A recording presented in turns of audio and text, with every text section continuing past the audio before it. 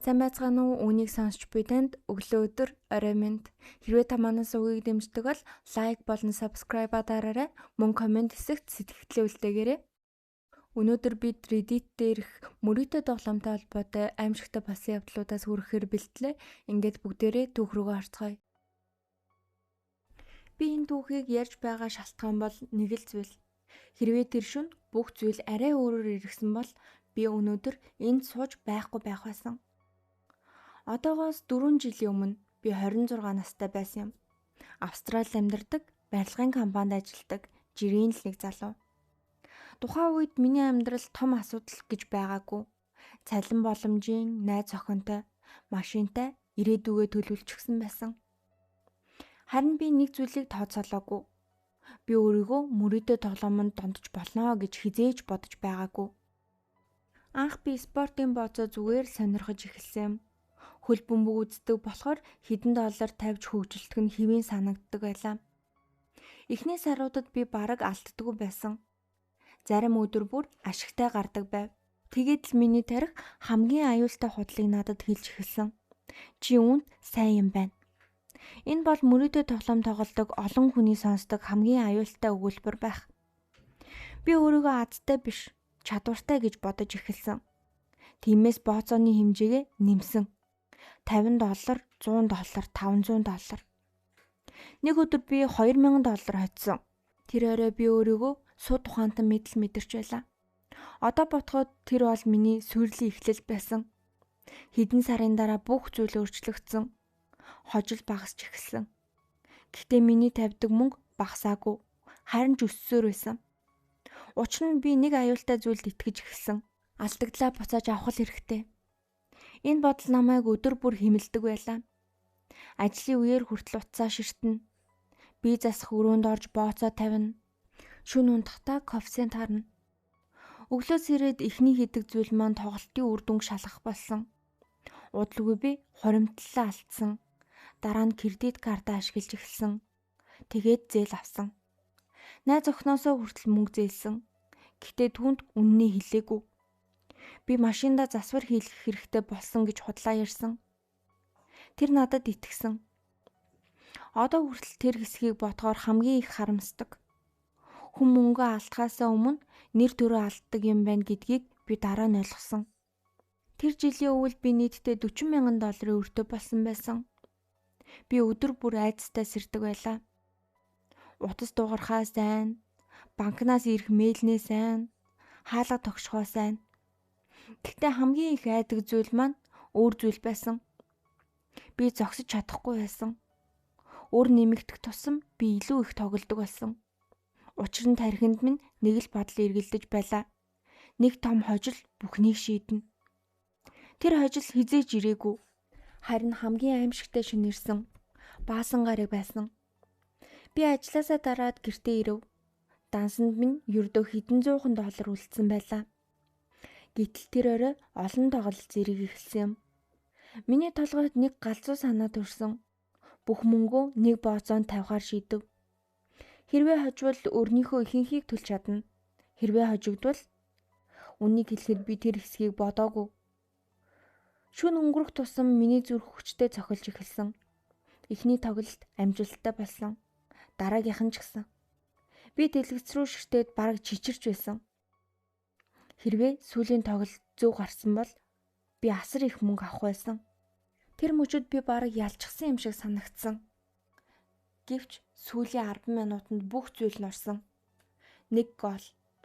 Зөвхөн ганцхан гол. Тэр гол миний бүх мөнгийг аваад явчихсан. Дэлгэцэн дээр бит хожигдлоо гэсэн үг гарч ирсэн. Би хэдэн минут хөдөлж чадаагүй. Амьдралаа анх удаа үнэхээр хоосон мэдрэмж төрсөн. Уурч биш, гунигч биш. Зүгээр л юуч мэдрэгдэхгүй байсан. Тэгээд би машиндаа суусан. Хаашаа явж байгаагаа ч мэдээгүй. Хотын зах руу. Бороо орж байлаа. Зам дээр бараг хүн байгаагүй. Би зүгээр л жолоодод байсан. Нэг мөчөд би замын хажууд машинаа зогсоогоод урд талын харанхуй руу ширтэж суусан. Тэр үед миний толгойд анх удаа үнэхээр аимшигтай бодол орж ирсэн. Эндээс буцах хэрэг байгаа юм уу? Өнөөдөр хүртэл тэр мөчийг санахад хэцүү байдаг. Би тэр шөнө юу хийх байсан бэ гэдгээ мэдэхгүй. Гэхдээ нэг л зүйл болсон. Утас дугарсан. Найз охин минь залгаж байлаа. Би авахыг хүсээгүй. Гэхдээ л авсан. Тэр эхлээд юу ч хэлээгүй. Дараа нь зүгээр л чи хаана байна гэж асуусан. Тэр асуулт намайг бодит байдал руу буцаасан. Би уйлж эхэлсэн. Насанд хүрсэн хүн шиг биш, хүүхэд шиг. Бүх үннийг тэр шөнө хэлсэн. Өрөө худал хэлснээ. Алдсан мөнгөө бүгдийг нь. Дараагийн саруудад амар байгаагүй. Бид салсан, би өрөө олон жил төлсөн. Зарим найзууд минь намайг орхисон. Гэхдээ би амьдралаа буцааж авч үлдсэн. Одоо 4 жил өнгөрчээ. Би мөрөөдө тоглоом тоглолтгүй, спорт үздэг хിവэрээ. Гэхдээ бооцоо тавьдаггүй. Хаяа тэр шүнийг сандаг. Хэрвээ тэр утасны дуудлага ирээгүй бол миний амьдрал яаж дуусах байсан бол гэж боддог. Тийм болохоор энэ түүхийг ярьж байна. Мөрөөдө тоглоом хүнээс мөнгийг нь авч явдаг гэж бүгд ярьдаг. Гэхдээ хамгийн түрүүнд мөнгийг чинь биш, чиний бодлыг, дараа нь үнэнч байдлыг чинь, тэгээд ирээдүйг чинь авдаг. Би азтай байсан. Гэхдээ бүгд тийм азтай байдаггүй. 2 дугаар түүх. Энэ түүхийг би өнөөдөр ярьж чадна гэж хизээж бодож байгаагүй. Үннийг хэлэхэд тэр үед би амьд үлдэн ч гэж бодоогүй. Бүх зүйл нэг покерын ширээнээс эхэлсэн. Би тухайн үед 29 настай байсан. Их Британд амьдардаг, шөнийн ээлжинд ажилладаг, жирийнлэг залуу. Өдөр нь унтаж оройн ажилдаа явдаг болохоор найз нөхөд сүйтэй байлаа. Ганцаардал гэдэг заримдаа архинаас ч илүү аюултай юм байна гэдгийг дараа нь ойлгосон. Нэг шөнө ажил дээр хамт байсан залуу надад онлайн покер үзүүлсэн юм. Эхэндээ зүгээр л хөвгөлтэй санагдсан. Би дүрмд сайн мэддэггүй байсан. Харин аз таарсан уу, эсвэл бусд нь бүр муу байсан уу? Эхний орой $400 хоцсон. Маргааш нь дахиад хоцсон. 3 дахь өдөр бүр их мөнгө хоцсон. Тэгээд л бүх зүйл өөрчлөгдсөн. Би өөрийгөө тоглоомыг ойлгочихлоо гэж бодсон. Бусд хүмүүсийн алдаа яг хаана байдгийг хардаг болсон мэт л санагдсан. Тэр үеэс эхлээд миний амьдрал 2 хэсэгт хуваагдсан. Ажил дээрээ байдаг би, онлайн покерын ширээний ард суудаг би. Эхний хүн нь тайван, хоёр дахь хүн нь мөнгө олохын тулд юу ч хийхэд бэлэн. Нэг жилийн дотор би хуримтлалынхаа ихэнхийг алдсан. Гэхдээ асуудал нь тэр биш. Би хинт ч хэлээгүй, хинч юу ч мэдээгүй. Гаднаас харахад бүх зүйл хэвэн байсан. Гэхдээ бодит байдал дээр би цалингаасаа хэд дахин өрөнд орчихсон байлаа. Тэгээд би хамгийн том алдаагаа хийсэн. Би мөнгө зээлж эхэлсэн. Эхэндээ банкнаас, дараа нь зээлийн компаниудаас, тэгээд танихгүй хүмүүсээс. Энэ бол миний амьдрал буцаад хизээч хэвэн болохгүй мөч. Нэг орой покер тоглож байхад нэг хүн надтай чат бичсэн. Тэр надад өнөөдөр хүүтэн мөнгө зээлж өгч чадна гэсэн. Тухайн үед надад сонголт байгаагүй мэт санагдсан. Өнөөдөр эргээд харахад надад сонголт байсан. Гэхдээ би харж чадаагүй. Хэд хоногийн дараа би түүнтэй уулзсан хотын захын жижигхэн пабад. Тэнд 3 хүн байсан. Нэг нь л ярьж байлаа. Нөгөө хоёр нь баг юу ч хэлээгүй. Тэр өдөр би хэдэн мянган доллар зээлсэн. Эхэндээ бүх зүйл амархан байсан. Мөнгө авсан, покер тоглосон. Мэдээж алдсан. Тэгээд буцаагаад төлөх хугацаа ирсэн. Би төлж чадаагүй. Тэр үед л асуудал эхэлсэн. Эхлээд дуудлага ирдэг болсон өдөр бүр, дараа нь шөнө бүр. Хариу өгөхгүй бол дахин залгана. Дараа нь мессеж ирж эхэлсэн. Бид мөнгө авах болно. Чамайг хаана амьдардгийг мэднэ. Битгий алга бол. Эхэндээ сүрдүүлэг гэж бодсон. Гэхдээ нэг өглөө ажилдаа явах гэж гараад машинаа хараад зочирдсан. Дугуйнууд нь бүгд хагарчихсан байсан. Ямар ч бичиг үлдээгаагүй, ямар ч тайлбар байгаагүй. Гэхдээ хин хийснийг ойлгоход амархан байсан. Тэр орой би бараг унтаж чадаагүй. Гэрийнхээ цонхыг байн харж байсан. Хин нэг ирэх юм шиг санагдаад. 7 хоногийн дараа бүр аимшигтай зүйл болсон. Ажлаасаа тараад орон сууцныхаа үүдэнд иртэл хаалганы доогуур нэг цаас шургуулсан байлаа. Дээр нь зөвхөн миний нэр байсан. Дотор нь миний ажлын газрын зураг, мөн нэг өгүүлбэр. Чамайг хаана байдгийг мэднэ. Тэр шөнө би үнэхээр айсан.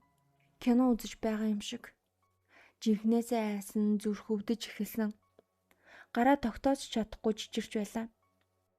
Би анх удаа цагдаа руу залах талаар бодсон. Гэхдээ бас айсан. Өөрийгөө ямар асуудалд оруулснаа тайлбарлах хэрэгтэй болно. Тиймээс юу ч хийгээгүй хамгийн буруу шийдвэр. Учир нь дараа нь болсон зүйл бүрч муу байсан. Нэг шөнө би гэртээ харж явлаа. Гудамж бараг хоосон. Араас алхах чимээ сонсогдно. Эхэндээ тоосонгүй. Гэхдээ хурдаа нэмэхэд арын хүн бас хурдаа нэмсэн. Би эргэж хараагүй зүгээр л алхасаар байсан. Дараа нь гүйж эхэлсэн. Хэдэн секундын дараа араас хэн нэгэн орилсон. Тэр мөчийг би хизээж мартдаггүй. Би бүх хүчээрээ гүйсэн. Орон сууцныхаа хаалганд хүрээд дотогш орж амжсан. Хаалга түгжих үед гаднаас хүчтэй цохилт сонсогдсон. 1 удаа, 2 удаа, 3 удаа. Тэгээд намгүй болсон. Тэр шөнө би угаалгын өрөөнд сууж үүр цайлгасан. Гар утсаа атгаад. Хэрвээ хаалга дахин дуурвал шууд цагдаа дуудах гэж. Маргааш өглөө нь би эцэст нь бууж өгсөн. Бүх үннийг гэр бүлийнхэндээ хэлсэн. Ээж минь уйлсан, аав минь нэг ч үг хэлээгүй. Тэр хоёрын царайг харахад хамгийн хэцүү байсан. Гэхдээ тэр өдөр анх удаа би ганцаараа биш болсон. Цагдаа оролцсон, хуйлж оролцсон. Өрийн асуудал шийдэгдэж эхэлсэн. Олон сар зарцуулсан. Гэхдээ би тэр тойргоос гарч чадсан. Одоо олон жил өнгөрсөн. Надад тэр үеийн зургууд хүртэл байдаггүй. Гэхдээ зарим шөнө би сэрдэг. Харанхуй гудамж, араас сонсогдох халхаа. Зогс гэж орилох дуу. Тэр бүхэн санаанд ордог. Хүмүүс мөрөөдө тоглоомыг мөнгөний асуудал гэж боддог. Заримдаа мөнгөөр эхэлдэг нь үнэн. Гэхдээ зарим үед энэ айдас болж хуурдаг. Бас нууц болж хуурдаг. Тэгээд нэг мэдгэд чи өөрийгөө танихаа болдог.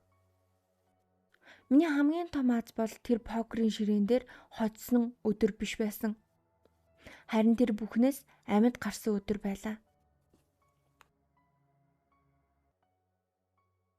3 дугаар түүх.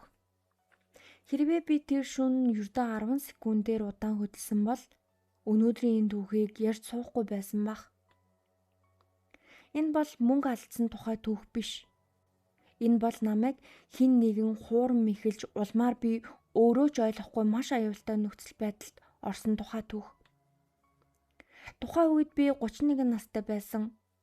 Америкийн баруун эрэгт амьдардаг байлаа. Мөрөөдөө тоглоом тоглодог байсан ч донтсон гэж өөрийгөө хизээж бодож байгаагүй. 7 хоногт 1-2 удаа спортын бооцоо тавина. Заримдаа казино орно. Тэгээд л болоо. Нэг өдөр надад сонин зурвас ирсэн. Тухайн үед би нэг онлайн форумд идэвхтэй байдаг байсан юм. Надтай бичсэн хүн өөрийгөө олон жил спортын статистик судалдаг гэж танилцуулсан. Эхэндээ би итгээгүй. Гэхдээ тэр хэд хэдэн тоглолтын үр дүнг гайхалтай таасан.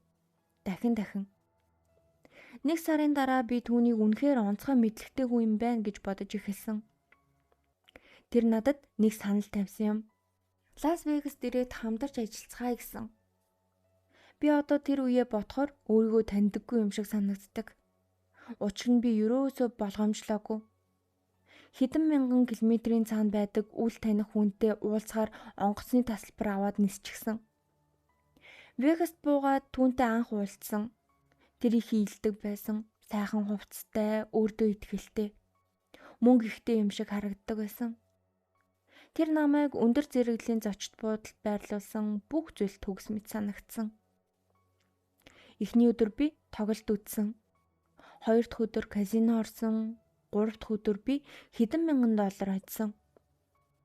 Тэр үед би түүнд бүрэн итгэсэн. Гэхдээ 4 дахь өдөр бүх зүйл өөрчлөгдсөн. Оройн тэр над руу уцтаад өнөөдөр нэг чухал хүнтэй уулзна гэсэн. Би зөвшөөрөв.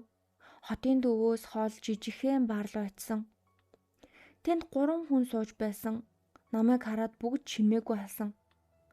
Яагаад ч юм надад тэр мөчөөс эхлээд тухгүй санагдаж эхлэв. Тэд мөрөөдөө тоглоомын талаар бараг яриагүй. Харин мөнгөний талаар ярьж байсан. Маш их мөнгөний талаар. Тэгээд тэд надаас нэг зүйл асуусан. Миний банкны дансанд яг хэдэн төгрөгтэй тэнцэх хэмжээний мөнгө байгааг. Энэ асуулт надад хачин санагдсан. Яагаад гэвэл тэдэнд ямар хамаатай гэж. Би худлаа хэлсэн. Бодит хэмжээнээс хавьгүй бага тоо хэлсэн. Тэр мөчөд ширээний ард сууж байсан хүмүүсийн царай өөрчлөгдсөн. Тэр өөрчлөлтийг би өнөөдөр хүртэл мартдаггүй. Тэд өмнөх шигээ инээмсэглэхэ байсан. Ярианы өнгө нь хүртэл өөр болсон. Нэг нь босоод гараа явчихв. Нөгөө нь утсаа оролдож эхэлсэн. Тэгээд би анх удаа үнэхээр эвгүй мэдрэмж авсан. Уулзалт дуусаад буудлын руугаа буцах замдаа би тэр хүнээс асуусан. Энэ хүмүүс ер нь хин юм бэ? Тэр шууд хариулаагүй. Хэсэг чимээгүй явснаа. Чи хитрхээ олон юм асууж байна гэсэн. Тэр мөчөд би анх удаа айсан. Өмнө ямар нэг зүйл буруу байгааг мэдэрч байсан. Харин энэ удаа би итгэлтэй болсон. Буудалтай очоод шууд чемоданаа бэлдэв. Маргааш өглөөний нислэг захиалсан. Тэгээд унтах гэж оролдсон. Гэвч шөнийн 2 цагийн үед хаалга тогссон. Нэг удаа, дараа нь дахиад, дараа нь 3 дахь удаага. Би дуграагүй, хөдлөөгүй. Хаалганы нүхээр харсан. Гадна 2 хүн зогсож байсан. Тэднийг өмнө харж байсан. Нөгөө бааранд. Зүрх минь хүчтэй цохилж эхэлсэн. Тэд хаалга тогссоор байв. Нэг нь бүр миний нэрийг хэлсэн. Би хариу өгөөгүй. 5 минут, 10 минут. Эцэст нь тэд яваад өгөв. Гэхдээ би унтаагүй. Өглөө болтол өрөөний бүх гэрлийг унтраагаагүй суусан. Хин нэгэн буцаж ирэх вэ гэж айсандаа. Өглөө 5 цагт би өрөөнөөсөө гарсан. Лифт ажиллахгүй, шатаар буув. Буудлын арын гарцаар гарсан. Такси бариад шууд нисэх буудлын руу явсан. Онгоц хөөр хүртэл би арагшаа байн харж байсан. Намайг хэн нэгэн дагаж байгаа юм шиг санагдаад. Гэртээ ирсний дараа тэр хүмүүсээс дахин холбоо бариагүй. Гэхдээ нэг зүйл болсон. Намайг урьсан тэр хүн бүх газраас алга болсон. Формын хаяг устсан, утас нь ажиллахгүй болсон байсан. Цахим шууд нь хүртэл болохгүй байсан. Яг л хизээч байгаагүй хүн шиг. Өнөөдрийг хүртэл би үнэндээ юу болсон гэдгийг мэдэхгүй. Магадгүй би хитрхи их хайсан бах. Эсвэл магадгүй би буруу газраа буруу хүмүүстэйгээ уулзсан бах. Гэхдээ нэг зүйлд би эргэлздэггүй. Хэрвээ тэр шөнө хаалга нээсэн бол миний амьдрал шал өөрөөр ирэх байсан. Тэр хүмүүс үнэндээ хэн байсан юм? Яагаад миний дансны мөнгийг асуусан юм? Яагаад шөнийн 2 цагт өрөөний маань үүдэнд ирсэн? Би хизээж мэдэхгүй байх. Гэхдээ зарим асуултын хариуг мэдэхгүй үлдсэн хамгийн зөв сонголт байдаг юм байна. 4-р түүх. Би энэ түүхийг ярихаас өмнө нэг зүйл хэлье. Тэр үед үнэхээр миний араас хэн нэгэн мөшгөж байсан эсхийг би өнөөдрийг хүртэл мэдээгүй. Гэхдээ би айсан. Маш их айсан. Бүх зүйл нэг спорт бооцооны сайтаас эхэлсэн. Тухайн үед би 34 настай байсан. Салчсан, ганцаараа амьдардаг. Шөнө орой болтол компьютерийн ард суудаг хүн болсон байлаа. Анхандаа би зүгээр л тоглолт үзэж хөгжилдөх гэж байсан. Гэхдээ цаг хугацаа өнгөрөх тусам бооцоо тавихгүйгээр тоглолт үзэх ямар ч утгагүй юм шиг санагдаж эхэлсэн. Миний хувьд хөл бөмбөг байгаа байсан. Тэр нь мөнгө болсон. Өглөөс ирээд кофеин шалгана, орой унтахтаа статистик уншина. Нэг мэдэхэд би бараг бүтэн жил ингэж амьдарсан байлаа. Тэгээд нэг өдөр сонин зүйлс болсон. Нэг бооцоог алдсан. Юун сонин байсан гэхээр би алдах ёсгүй байсан. Бүх тооцоол зөв байсан. Бүх мэдээлэл зөв байсан. Гэхдээ сүүлийн мөчид ямар ч тайлбаргүй өөрчлөлт болсон. Би ууралсан. Гэхдээ тэгээд л мартчихсан. Харин 7 хоногийн дараа яг адилхан зүйл болов. Дараа нь 3 дахь удаага. Тэгээд миний толгойд нэг бодол орж ирсэн. Хин нэгэн миний дансыг харж байгаа юм биш үү? Одоо бодоход энэ бодол инээдтэй сонсогдож магадгүй. Гэхдээ тэр үед надад үнэхээр бодиттой мэт санагдсан. Би нууц үгээс сольсон, компьютероо шалгасан, вирус хайсан, юу ч олдоогүй. Гэхдээ тэр бодол арилаагүй. Харин улам том болж эхэлсэн. Нэг орой би дэлгүүрээс гэртээ харж явлаа. Гудамжны нөгөө талд хар юутантай хүн зогсож байсан. Юу ч онцгой биш. Гэхдээ тэр хүн над руу ширтэж байгаа юм шиг санагдсан. Би тоогоогүй.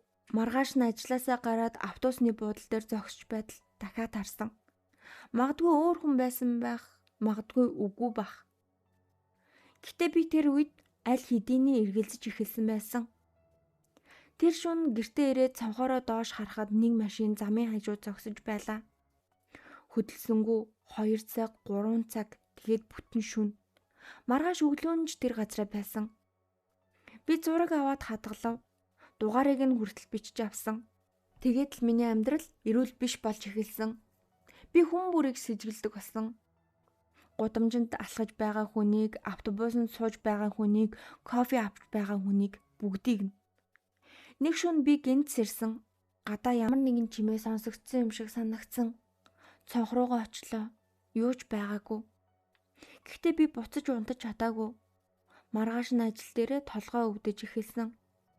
Дараагийн 7 хоногт бүүрэлд орцсон. Би өдөрт 2 цаг унтдаг болчихсон байсан. Тэгээд нэг шөнө хамгийн аимшигтай зүйл болсон. Би угаалгын өрөөнөөс гараад коридорт алхаж явлаа. Гэтэл унтлагын өрөөний хаалганы завсраар хин нэгний сүүдэр өнгөрөх шиг болсон. Би хүсчихсэн. Байрандаа би ганцаараа амьдардаг байсан. Гэтэ би тэр сүдрийг харсан гэж тангарагдлсан ч чадна. Би гал тооны хутаг аваад өрөө рүүгээ сэмхэн утсан. Хинч байгаагүй, юу ч байгаагүй. Гэхдээ тэр мөчөөс хойш би өөрийгөө танихаа байсан. Би ажилласаа чөлөө авсан, хүмүүстэй уулзгаа байсан. Өдөржин хөшиг хаагаа суудаг боллоо. Учир нь би нэг зүйлд итгэсэн байсан. Хин нэг нь намайг харж байгаа. Хин нэг нь намайг хүлээж байгаа. Хин нэг нь намайг ажиглаж байгаа. Тэгээд нэг өдөр эгч маань над дээр ирсэн. Намайг хараад шууд зочирсон. Би хэдэн 7 хоног бараг унтаагүй хүн шиг харагдаж байсан бах. Тэр намайг эмчит үзүүлэхийг шаардсан. Би дургүй байсан ч гэхдээ очсон. Тэнд очиод анх удаа бүх зүйлээ ярьсан. Мөрөөдөө тоглоом, шүнжин статистик харах, стресс, үр, нойргүйдэл. Эмч надаас нэг зүйл асуусан. Та хамгийн сүүлд бүтэн шөнө хизээ унтсан бэ гэж. Би хариулж чадаагүй. Учир нь санахгүй байсан юм. Тэгээд би нэг аимшигтай үннийг олсон. Магадгүй намайг хинч мөшгөөгүй.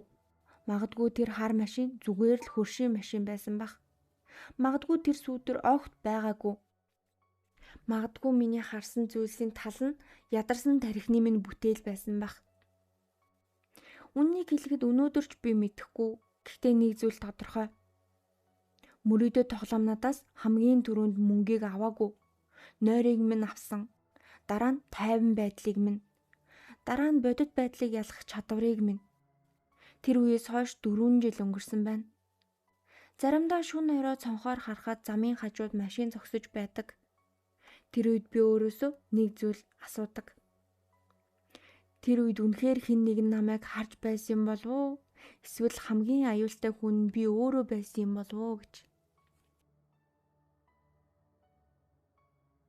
Энэ төрөйд өнөөдрийн түүхүүд маань өндөрлж байна. Та бүхэн өшөө олон түүхийг сонсохыг хүсвэл subscribe дараарай. Мөн хажууд нь байрлах хонхон дээр дарвал шинэ бичлэг орох бүрт танд мэдэгдэл очих болно шүү. Баярлалаа.